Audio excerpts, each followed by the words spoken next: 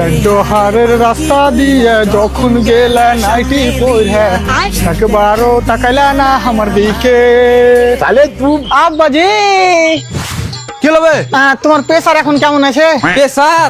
তোর মতন ছেলে থাকলে প্রেসার খালি উপর নিচ হইতে থাকবে। কি হয়েছে সেটা বল। সেরকম কিছু হয়নি, আমি জুয়াতে 80,000 টাকা হেরে গেছি। আমার রক্ত মানি করা টাকা। ভালোর কথা, তুমি তো বড় দাদুকে বোকা তো মানে নিজের নামে জায়গা জমি করে নিয়েছিলে। পরের বছর তো টুটুর পাঁচা হবে উল্টালটা কথা বললে। যা মোটর সাইকেল বাইর কর, ভুরকুন্ডা থেকে হারলে এক বান্ডিল বিড়ি গালা লিয়ে গে। বিড়ি নাই, বিড়ি শেষ হয়ে গেছে। কই মোটরসাইকেল? কেন বে হারকে মোটর সাইকেল কি হলো? ওই মোটরসাইকেলটা বিক্রি করে তো আমি জুয়ার টাকা গেলা শোধ করেছি।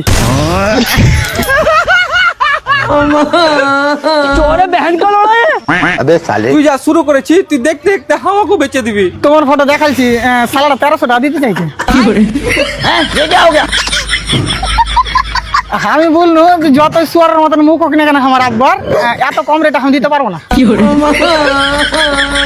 তার মানে কেউ তোকে 1 লাখ টাকা দিলে তুই আমাকেও বিক্রি করে দিবি? দেখো আব্বা, মিথ্যা কথা বলবো না, আমি তোমার 1300 টাকা দিয়ে রাজি হয়ে গেছি।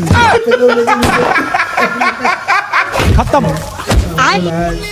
আব্বা মরে গেল নাকি? अबे साले আমার মরে গেল, লাভ আছে, বাড়ি খান তো পাবো।